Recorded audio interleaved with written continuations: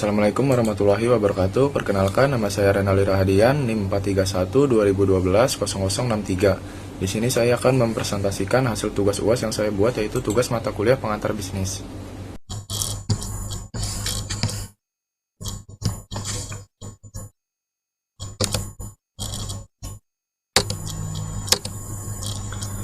CPMK 2, menganalisis permasalahan bisnis. Bisnis, segala aktivitas perusahaan yang membuat, mendistribusikan, ataupun menyediakan segala barang ataupun jasa yang dibutuhkan oleh anggota masyarakat lainnya, serta bersedia dan mampu untuk membeli atau membayarnya. Di sini terdapat dua kondisi bisnis, yaitu kondisi bisnis global dan kondisi bisnis nasional. Yang pertama, kondisi bisnis global. Globalisasi adalah sebuah istilah menyeluruh untuk berbagai proses yang berada di jantung ekonomi global, yaitu penyebaran komunikasi global secara instan, pertumbuhan perdagangan internasional yang cepat, dan pasar uang global. Terdapat dua aspek alasan yang menyebabkan suatu organisasi bisnis gagal bersaing. Yang pertama, banyak organisasi yang gagal untuk keluar dari kungkungan masa lampau, yakni kemampuan meninggalkan paradigma lama dalam menyiasati strategi bisnis saat ini. Yang kedua, banyak organisasi yang gagal pula untuk memprediksi masa depan, yakni menciptakan masa depan dengan proses pembelajaran kolektif yang mampu mengintegrasikan kompetensi inti yang bersifat sangat unik, baik intra maupun antar perusahaan. Yang terakhir ini sangat berguna untuk merebut opportunity share. Globalisasi menjadi sebuah tantangan bagi semua perusahaan yang ingin masuk ke pasar global. Karena dengan globalisasi, perusahaan dituntut untuk menerapkan strategi pemasaran global, sehingga akan berdampak pada keunggulan bersaing di pasar lokal, yaitu pasar tempat produk perusahaan dipasarkan. Namun demikian, setiap negara memiliki karakteristik yang beragam, sehingga perusahaan harus pula mengamati permintaan pasar lokal terhadap produk yang dijual. Dengan adanya permintaan yang memiliki karakteristik berbeda, maka penerapan strategi pemasaran global yang sesuai dengan kondisi pasar diperlukan. Pendekatan strategi ini dikenal dengan adaptation marketing strategi. Yang kedua, kondisi bisnis nasional. Indonesia tidak merupakan negara yang paling mudah untuk mendirikan perusahaan baru atau berperan aktif di bidang bisnis. Salah satu masalah yang paling besar dalam pendirian perusahaan baru di Indonesia yaitu mendapatkan semua izin yang diperlukan. Proses perizinan perusahaan baru di Indonesia yaitu mendapatkan suatu izin yang diperlukan, bisa memanfaatkan waktu lama dan berbiaya mahal. Agar berhasil mengembangkan bisnis di Indonesia, penting sekali untuk membangun jaringan yang baik dengan kalangan bisnis dan pemerintah. Pengusaha asing harus sadar akan kepentingan jaringan ini dan berupaya untuk mengembangkannya. Di sini saya akan menjelaskan faktor-faktor yang mempengaruhi bisnis. Yang pertama, pemilik. Pemilik adalah suatu kepemilikan dalam suatu bisnis dengan tujuan pendapatan yang lebih besar, menjadi bos atau menjadi pemimpin di tempat kerjanya sendiri. Kepemilikan dalam bisnis juga dapat diperoleh dengan menanamkan uangnya ke suatu perusahaan, atau biasa kita sebut sebagai investor, yang berupa saham yang dibelinya dari perusahaan. Oleh karena itu, kepemilikan saham bisnis juga dapat disebut berkedudukan sebagai pemegang saham atau stockholder. Yang kedua yaitu kreditur. Kreditur merupakan pihak yang membantu dalam penyediaan dana di luar dana dari pemilik atau dari para investor. Yang ketiga, tenaga kerja. Tenaga kerja merupakan pemangku kepentingan yang bertanggung jawab menjalankan kegiatan operasional perusahaan. Tenaga kerja tersebut ada yang berkedudukan sebagai karyawan atau yang melaksanakan kegiatan operasional perusahaan. Namun ada pula yang memberi penugasan tenaga kerja lain dan membuat keputusan bisnis yang penting. Tenaga kerja ini disebut dengan manajer atau pengelola. Yang keempat, pemasok. Pemasok adalah merupakan pemangku kepentingan yang tidak dapat dilupakan terutama oleh perusahaan manufaktur yang menghasilkan barang. Tanpa bahan baku dari pemasok yang dapat diandalkan, proses produksi akan terhambat. Yang kelima, pelanggan. Pelanggan, perusahaan harus mampu menghasilkan suatu produk, baik barang maupun layanan, yang sesuai dengan harapan pelanggan, baik dalam jenis, harga, kuantitas, dan kualitas. Selanjutnya, CPMK 3. Mampu memahami konsep dan fungsi manajerial dan struktur organisasi sumber daya manusia. Pertama, perusahaan.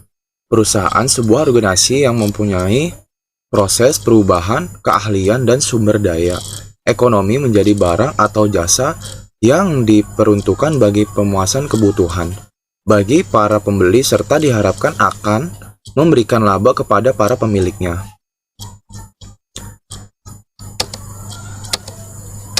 Selanjutnya, pengelompokan bentuk kepemilikan bisnis. Terdapat 3 bentuk. Yang pertama, koperasi. Koperasi adalah badan usaha yang dilandaskan asas-asas keluargaan. Yang kedua, BUMN, badan usaha milik negara. Terdapat 3 yang dibagi. Yang pertama, Perjan. Perjan adalah bentuk badan usaha milik negara yang seluruh modalnya dimiliki pemerintah. Perjan ini berorientasi pelayanan pada masyarakat, sehingga selalu merugi karena sudah tidak ada BUMN yang menggunakan model-model seperti Perjan. Contoh Perjan yaitu PJAK, Perusahaan Jawatan Kereta Api. Kini berganti menjadi PT KAI. Yang kedua, Perum. Perum adalah perjan yang sudah diubah. Tujuannya tidak lagi berorientasi pada pelayanan tetapi sudah profit oriented. Yang ketiga yaitu Persero. Persero adalah salah satu badan usaha yang dikelola oleh negara ataupun daerah. Berbeda dengan Perum atau Perjan. Perjan tujuannya didirikan Persero yang pertama adalah mencari keuntungan dan yang kedua memberi pelayanan kepada umum. Modal pendiriannya berasal sebagian atau seluruhnya dari kekayaan negara yang dipisahkan berupa saham-saham. Yang ketiga yaitu BUMS, Badan Usaha Milik Swasta. Badan usaha yang didirikan dan dimodali oleh seseorang atau sekelompok orang. Menurut hukumnya, BUMS dibedakan atas beberapa, yaitu yang pertama, perusahaan, persekutuan. Yang kedua, firma. Yang ketiga, persekutuan komoditer atau biasa kita kenal CV. Yang keempat, perseroan terbatas, PT. Yang kelima, yaitu yayasan. Konsep kewirausahaan. Terdapat 5, yaitu kelincahan. Kelincahan merupakan kemampuan yang dimiliki seseorang untuk mengubah arah dengan cepat dan tepat pada waktu ia bergerak, tanpa kehilangan keseimbangan, sehingga dapat beradaptasi dan bertahan dengan segala perubahan zaman. Daya tahan. Yang kedua, daya tahan dinyatakan sebagai keadaan yang menekankan pada kapasitas kerja secara terus-menerus. Yang ketiga, kecepatan. Seorang wirausaha harus memiliki kecepatan dalam berinovasi untuk melesat maju, untuk menjawab tantangan pasar, dan secepat apa seseorang wirausahaan mampu melaju melebihi pesaingnya. Yang keempat, kelenturan. Kelenturan adalah kelenturan menjadi salah satu faktor yang diperlukan dalam beradaptasi. Seseorang wirausahawan diharapkan memiliki kemampuan beradaptasi yang baik dimanapun tempatnya, mampu memaksimalkan potensi ruang yang ada untuk melakukan proses usaha, tanpa harus mengoleh dengan kondisi tempat yang ada. Yang kelima yaitu kekuatan. Kekuatan adalah suatu kemampuan kondisi fisik manusia yang diperlukan dalam peningkatan prestasi berjelajah gerak.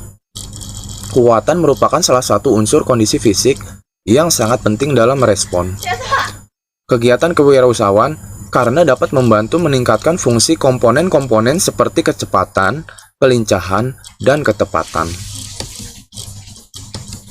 Selanjutnya saya akan menjelaskan fungsi manajemen. Fungsi manajemen klasik secara tradisional meliputi merencanakan, planning, mengorganisasikan, organizing, memimpin, leading, dan mengendalikan, controlling. Struktur organisasi mengidentifikasikan tanggung jawab bagi masing-masing jabatan pekerjaan dan hubungan antara jabatan-jabatan itu sendiri. Struktur organisasi juga mengidentifikasi bagaimana semua tanggung jawab pekerja saling melengkapi. Struktur organisasi berdampak pada efisiensi di mana suatu perusahaan menghasilkan produknya, dan oleh karena itu berdampak pada nilai perusahaan.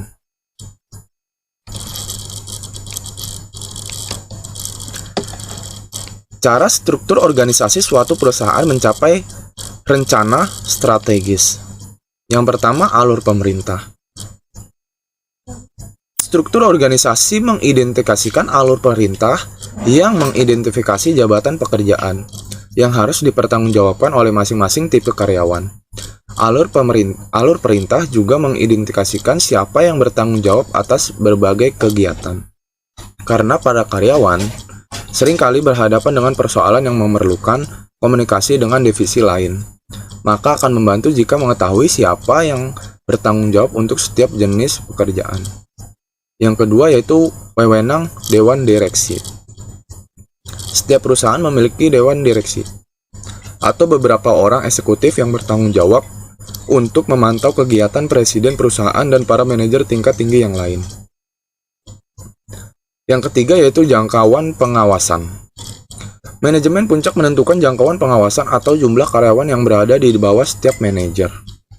Yang keempat, puncak organisasi. Suatu organisasi juga dapat dijelaskan dari ukuran tingginya. Struktur organisasi yang tinggi memperlihatkan bahwa terdapat banyak lapisan dari dasar struktur hingga pucuk. Yang kelima yaitu sentralisasi.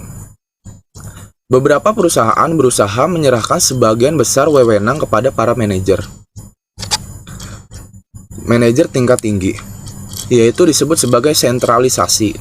Dalam sentralisasi, manajer menengah dan pengawas bertanggung jawab atas tugas-tugas sehari-hari dan bertanggung jawab kepada para manajer puncak. Akan tetapi mereka tidak berwenang membuat keputusan. Yang keenam yaitu desentralisasi. Dalam beberapa tahun terakhir, banyak perusahaan terdesentralisasi yang berarti bahwa wewenang terbagi di antara berbagai divisi atau para manajer. Desentralisasi dapat bermanfaat untuk mempercepat proses pembuatan keputusan. Keputusan dibuat lebih cepat jika para pembuat keputusan tidak diwajibkan menunggu persetujuan dari para manajer puncak. Banyak perusahaan seperti IBM telah didesentralisasi untuk mempercepat pengambilan keputusan mereka. Bentuk-bentuk struktur organisasi. Yang pertama, organisasi lini. Suatu struktur organisasi yang hanya terdiri dari jabatan lini dan tidak terdapat jabatan staf. Tipe struktur organisasi ini mungkin tepat bagi bisnis yang tidak mampu merekrut staf pendukung, seperti perusahaan manufaktur yang kecil. Yang kedua yaitu organisasi lini dan staf. Suatu struktur organisasi yang terdiri dari baik jabatan lini dan staf, serta pemberian wewenang kepada para karyawan yang berasal dari manajemen dari tingkat yang lebih tinggi. Sebagian besar perusahaan memerlukan beberapa jabatan staf sebagai pendukung jabatan lini. Sumber daya manusia (SDM). SDM merupakan aset penting dalam sebuah perusahaan sehingga hal ini perlu dirancang secara efektif. Manfaat yang bisa diperoleh dari manajemen sumber daya manusia yaitu antara lain, yang pertama, perusahaan dapat memanfaatkan sumber daya manusia yang sudah ada secara baik. Yang kedua, produktivitas dari karyawan yang sudah ada semakin meningkat. Yang ketiga, penentuan kebutuhan tenaga kerja atau karyawan. Yang keempat, penanganan informasi ketenaga kerjaan. CPMK 6. Memahami sistem manajemen informasi dan teknologi informasi. Manajemen informasi, sistem informasi manajemen atau manajemen information system (MEIS) merupakan sebuah sistem buatan manusia atau mesin yang terpadu untuk menyajikan dan mengelola informasi. Untuk mendukung fungsi operasi pada manajemen dan pengambilan keputusan dalam sebuah organisasi atau sebuah perusahaan. Sistem informasi ini sudah banyak diterapkan dan digunakan pada berbagai perusahaan yang bergerak di bidang perdagangan barang dan jasa, baik pada perusahaan kecil hingga perusahaan besar. Sistem ini dapat diterapkan pada semua tingkat atau level manajemen. Teknologi informasi. Teknologi informasi disingkat TI merupakan teknologi yang dipakai oleh manusia untuk mengolah data. Pengolahan data oleh TI mencakup prosesnya, cara mendapatkannya, bagaimana penyusunnya, sampai penyimpan data hingga akhirnya menyuguhkan informasi akurat yang dapat membantu pekerjaan manusia. Data yang diolah menggunakan TI bisa digunakan mempermudah manusia dalam urusan bisnis, urusan pribadi, bahkan urusan negara. Dalam bentuknya, TI terwujud melalui software dan hardware komputer. Teknologi informasi yang berkembang saat ini juga telah mengubah fungsi bisnis, dan kehadiran internet telah mengubah ruang lingkup bisnis. Penerapan teknologi informasi dapat membantu pengembangan proses bisnis menjadi lebih efisien dan efektif. Tidak hanya dirasakan oleh pelaku bisnis, namun penerapan teknologi informasi dalam bisnis juga mempermudah pelanggan, seperti memperoleh informasi mengenai produk yang ditawarkan, pembelian, pembayaran, bahkan dalam penyampaian feedback. Pelanggan dapat memperoleh informasi secara real-time, tidak terbatas tempat dan waktu. Dengan pertumbuhan e-commerce, bisnis memiliki tanggung jawab untuk mengambil tindakan dalam melindungi keamanan dan privasi konsumen online. Pesatnya perkembangan teknologi memungkinkan bisnis untuk berkembang dari bisnis lokal menjadi bisnis regional, bisnis nasional sampai bisnis multinasional. Dengan adanya e-commerce juga mempermudah pelanggan dalam melakukan pembelian produk secara online kapanpun dan dimanapun. Di sini terdapat beberapa keuntungan dari penerapan teknologi informasi dan komunikasi pada suatu perusahaan atau organisasi. Di antaranya yang pertama, sistem otomatisasi.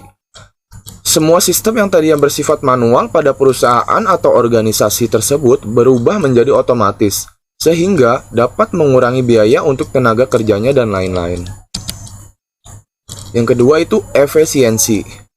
Waktu pengerjaan dapat lebih singkat setelah menggunakan teknologi informasi. Dengan penerapan teknologi informasi dapat mempersingkat rantai birokrasi. Yang ketiga, pengambilan keputusan akan lebih cepat. Hal ini disebabkan dengan adanya teknologi informasi dan komunikasi, maka data yang diperlukan akan cepat diperoleh. Yang keempat, penghematan biaya promosi. Penghematan biaya promosi dapat dilakukan dengan menerapkan teknologi informasi dan komunikasi. Sebab, aktivitas promosi dapat dilakukan melalui online. Selain itu, para konsumen juga akan dapat melihat profil perusahaan atau organisasi Anda dari mana saja di seluruh dunia. CPMK 7. Memahami fungsi produksi dan operasi. Manajemen produksi dan operasi merupakan kegiatan untuk mengatur dan mengkoordinasikan pengguna sumber-sumber daya yang berupa sumber daya manusia, sumber daya alat, dan sumber daya dana serta bahan secara efektif dan efisien untuk menciptakan dan menambah kegunaan utility sesuatu, barang, atau jasa. Berikut ini adalah skema dasar produksi. Ada dua proses, yaitu proses input dan output. Proses input yaitu sumber daya input yang dapat ditransformasikan, bisa dalam bentuk material, informasi, atau konsumen. Input yang akan ditransformasikan selama proses operasi atau proses adalah material, informasi, atau konsumen. Sedangkan input yang akan melakukan transformasi dalam operasi atau proses adalah sumber daya manusia dan fasilitas. Fasilitas bisa berupa bangunan, perlengkapan, peralatan, dan proses teknologi dalam operasi. Sumber daya manusia adalah individu yang mengoperasi, memelihara, dan merencanakan dan manajemen operasi tersebut. Proses output yaitu setelah outputnya keluar bisa dibedakan jenisnya. Dapat berupa tangible dan intangible. Barang selalu tangible atau bisa disebut dapat disentuh, sedangkan jasa selalu intangible.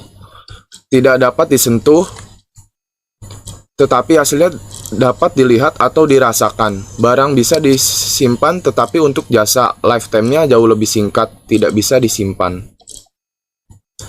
Dalam pelaksanaan fungsi produksi dan operasi, terdapat 5 tanggung jawab keputusan utama yang harus dilakukan, yaitu yang pertama proses.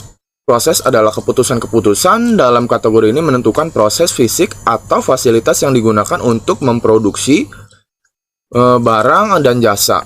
Keputusan ini mencangkup jenis peralatan dan teknologi, dari arus dari proses penentuan lokalisasi fasilitas dan layout, serta pemeliharaan mesin dan penanganan bahan baku. Yang kedua yaitu kapasitas. Keputusan kapasitas dimaksudkan untuk memberikan besarnya jumlah kapasitas yang tepat dan penyediaan pada waktu yang tepat. Kapasitas jangka panjang ditentukan oleh besarnya peralatan atau fasilitas fisik yang dibangun. Yang ketiga, persediaan. Keputusan ini menyangkut dalam produksi dan operasi mengenai apa yang dipesan, berapa banyak pesanannya, dan kapan pesanan dilakukan. Para manajer itu mengelola sistem logistik dari pembelian akan bahan baku, barang dalam proses, dan persediaan barang jadi. Yang keempat, tenaga kerja. Manusia ini merupakan keputusan yang sangat penting. Hal ini karena tidak akan terjadi proses produksi dan operasi tanpa adanya orang atau tenaga kerja mengerjakan kegiatan menghasilkan produk berupa barang atau jasa. Yang kelima, mutu. Fungsi produksi dan operasi ditandai dengan penekanan tanggung jawab yang lebih besar terhadap mutu dan kualitas dari barang yang dihasilkan.